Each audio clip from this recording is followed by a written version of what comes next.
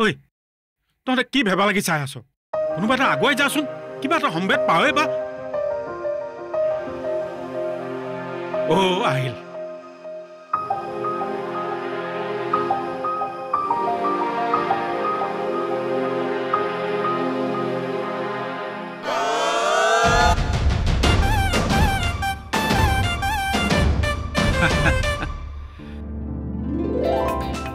মা পাঁচুনি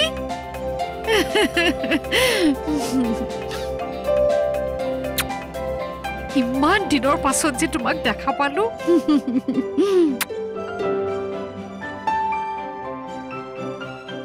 হ'ব হ'ব মাজনী ভালে কুশলে আহিলা ন আজি কিন্তু ভাল ৰিক্স এটা ললি কিহৰ ৰিক্স হৰ আগতম তোমাৰ যদি এনেকুৱা এটা বেমাৰ আছিলে ডাক্তৰৰ পৰামৰ্শ ল'ব লাগে কি বেমাৰ আছে মোৰ এই ইহঁতে কৈছে নহয় তোমাৰ মৃগী বেমাৰ আছিল বুলি কি সেইকাৰণে এইজনে টোপনিয়ে গাড়ী চলাইছিল ভাগ্য ভাল আজি আমাৰ এক্সিডেণ্ট হোৱা নাই দেউতা এখেতৰ যদি এনেকুৱা প্ৰব্লেম আছিল বুলি জানিছিলাই গাড়ীখন দি কিয় পঠাইছিলা বিশ্বাস কৰ পঞ্চি মোৰ তেনেকুৱা বেমাৰ একোৱে নাই চা গৌতম এইবিলাক ক্ষেত্ৰত ৰিক্স নলয় নহয় মানুহৰ জীৱনৰ কথা আছে ফটো কথা নকবি মই এটা হোল বডি চেকআপ কৰি ৰিপৰ্ট দেখাব পাৰিম খুৰাইও দেখিব হ'লেও মই বেয়া পাইছোঁ গৌতম মাজনী যোৱা ভিতৰলৈ গৈ কাপোৰ কানিবোৰ সলাই লোৱা যোৱা পিছে গৌতম মানুহক এনেকে কমিটমেণ্ট দি নাযাবি কি কমিটমেণ্ট দিলোঁ মই তই চুলি কাটিবলৈ যোৱা কথা আছিলে নি কাৰোবাৰ মানুহ আহি ঘৰ পাইছেহি এটাই সুধিছে বোলে বিহাৰী ল'ৰাটো ইয়াতে থাকে নেকি চুপ তোক বিহাৰী বুলি ভাবিছে আকৌ যা যা যা সোনকালে চেলুন খুলকে যা মানুহ বিপদত পৰি আছে মিছ চেলুন আপোনাৰ তাৰমানে চুলি কাটাই চেলুন আছে তাৰ ভাল কাটে কিন্তু খালি হেৰি তোমাক কি বুলি কৈছিল পাৰ্লাৰ নহয় চেলুন এখন নহয় দে কামেই কিয় লাজ কৰিব লাগে ভাল কাটে হ'ব মাজনী এতিয়া ভিতৰলৈ শুনা না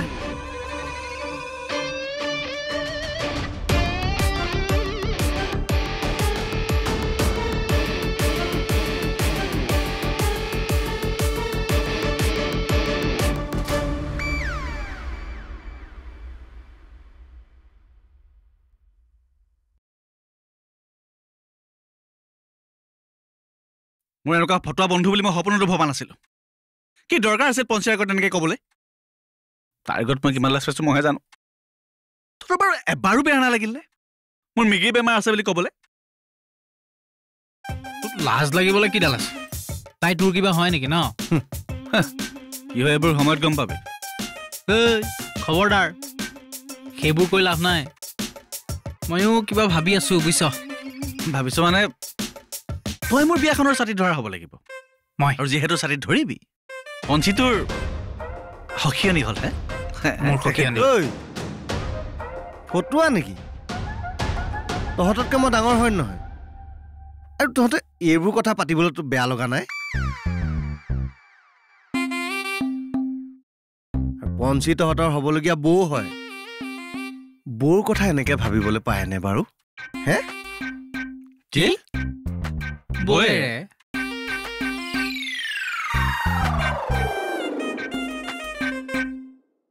কি সি টোপনিয়া গাড়ী চলাইছিলে দেউতা ই টোপনিয়ে গাড়ী চলাইছিলে ভাগ্য ভাল যে আমি বাচিলো নাই এইবাৰ পৰা সিহঁতক বিশ্বাস কৰিব নোৱাৰি দেই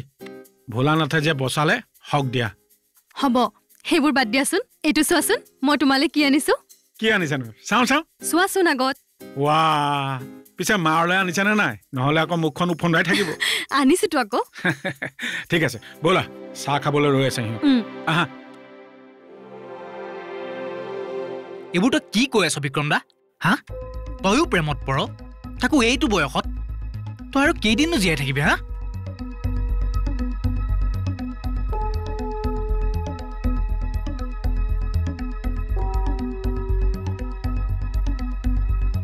তহঁতৰ পৰানো আৰু মই কি লুকুৱাম মোৰ জীৱনৰ কথা তহঁতি জানই সংগ্ৰামৰ বাহিৰে জীৱনটো একোৱেই নাপালোঁ আৰু জীৱনৰ লগত সংগ্ৰাম কৰোঁতে কেতিয়ানো বিয়াৰ বয়স পাৰ হ'ল নিজেই গম নাপালোঁ পঞ্চিক দেখাৰ পৰা মনটো কিবা এটা ভাল লাগি আছে বাবাজনক দেখুৱাইছিলোঁ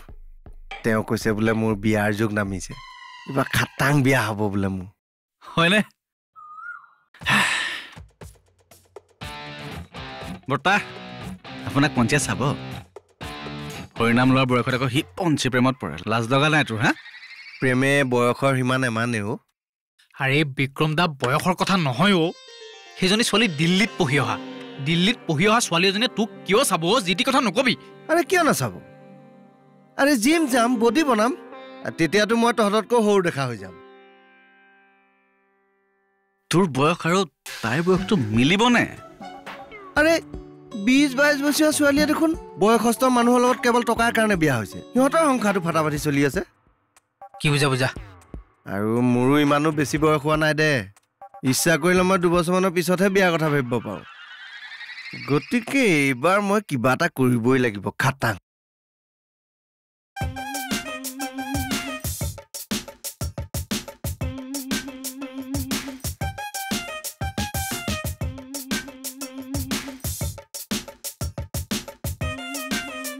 নাই পঞ্চিক মোৰ কৰিবই লাগিব মই সোনকালেই তাবিজটো পুতিব লাগিব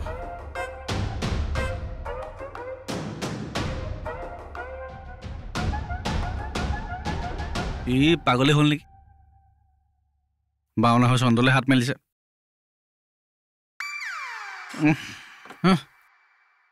এতিয়াৰে পৰা সম্পূৰ্ণ খণ্ড উপভোগ কৰক কেবল টিভিত ৰং চেনেলত